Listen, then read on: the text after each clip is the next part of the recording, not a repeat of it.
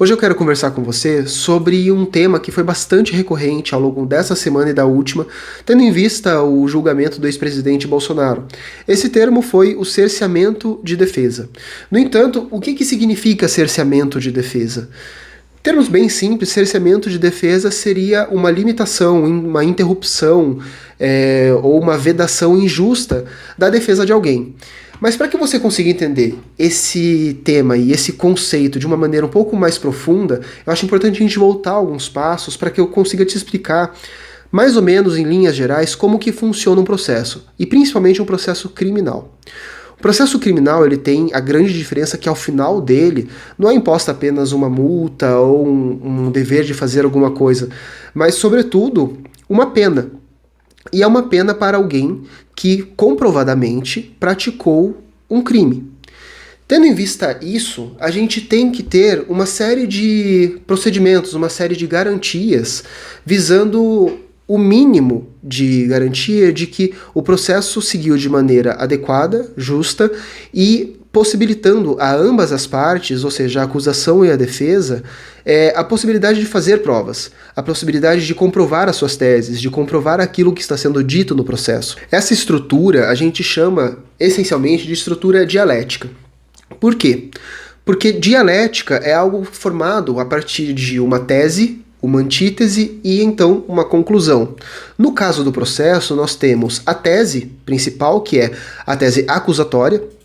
A acusação vem e acusa alguém de praticar um crime.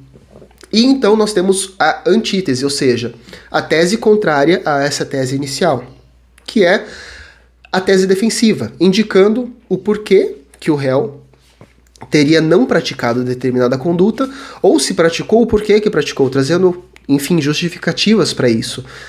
E ao final nós temos a síntese de tudo isso, que é a conclusão. A conclusão é apresentada pelo juiz, que, ao menos em regra, de acordo com o que define o processo penal, ele deve ser imparcial. E não sendo imparcial, isso também incorre numa nulidade processual. Muito bem. Então, agora nós temos o cenário de como que funciona essencialmente um processo. O próximo passo é te fazer entender que o processo em si, enquanto existência, ele é uma forma determinada em lei e, pelo fato de ser determinada em lei, ele se configura enquanto uma garantia, principalmente da pessoa que está sendo acusada. E por que isso? Porque a lei determina como determinados atos devem ou não ser feitos.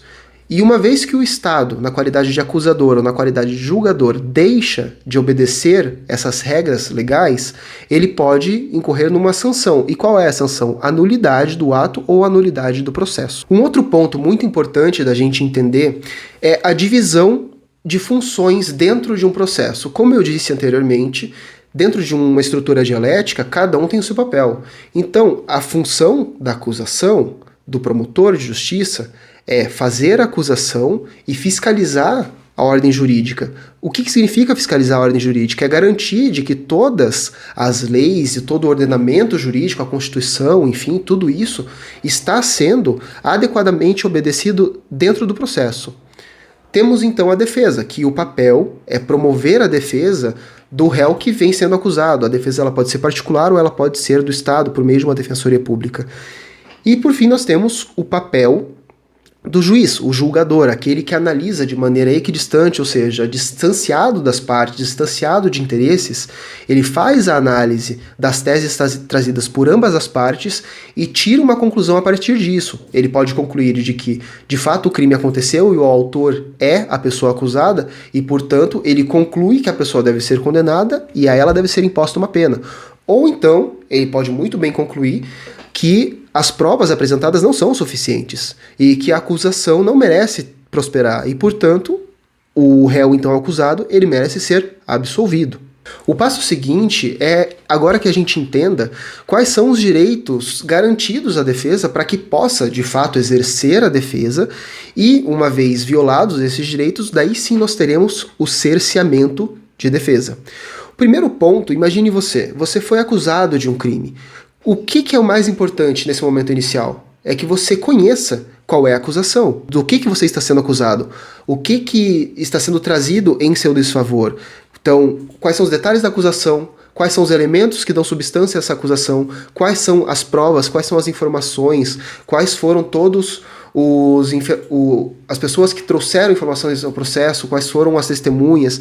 Tudo isso são detalhes que são indispensáveis que a defesa conheça para que então possa construir uma tese defensiva em favor do réu. O segundo ponto é que toda pessoa que vai apresentar uma defesa, ela precisa ter o direito de apresentar isso e de ser ouvida.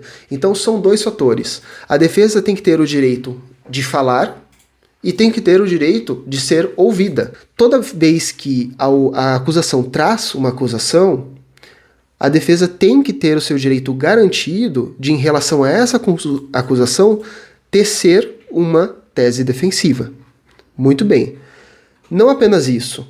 O juiz deve garantir o direito de análise de cada uma dessas teses. Ou seja, o juiz ele precisa olhar o que está sendo apresentado pela defesa e detalhadamente, minuciosamente, analisar isso e dizer: muito bem, essa tese merece prosperar com base naquilo que está dentro do processo. Não, essa tese defensiva não merece prosperar de acordo com o que está dentro do processo. E caso você tenha notado, ao longo de toda essa minha exposição, eu sempre falo sobre o que está dentro do processo. Por quê? Porque o processo, ele é um ambiente fechado, do qual a análise deve sempre ser limitada àquilo que foi trazido para o processo, foi produzido dentro do processo, de acordo com os princípios, as leis que orientam todo o andamento e a conclusão deste processo. E por fim, agora, é importante a gente destacar o direito que a defesa também possui de produzir provas em seu favor. Isso é importante também a gente trazer um pequeno detalhe de que se trata de um direito e não de uma obrigação. Por quê? Porque a defesa, quando faz a defesa do réu que é acusado, ela não é obrigada a comprovar que o réu é inocente. Isso porque é um dever da acusação comprovar que o réu, a pessoa acusada, é de fato autor da conduta criminosa que ela indica ter acontecido. A defesa cabe apenas argumentar contra os elementos que são trazidos pela acusação e, se lhe for conveniente, produzir provas ao longo do processo. No entanto, esse direito deve ser sempre garantido. Em conclusão, o que a gente tem é essa série de direitos que são garantidos à defesa, e quando nós temos uma limitação ou um bloqueio injusto do exercício de qualquer desses direitos, nós temos exatamente o que eu falei no início do vídeo, que é o cerceamento de defesa, o bloqueio de defesa, a restrição injusta da defesa. Então eu espero que esse vídeo tenha ficado suficientemente claro. Caso você não tenha entendido alguma coisa, por favor, deixe seu comentário aqui, vamos conversar a respeito desse tema. E já segue o nosso canal para continuar recebendo temas e continuar entendendo um pouquinho mais sobre o mundo jurídico.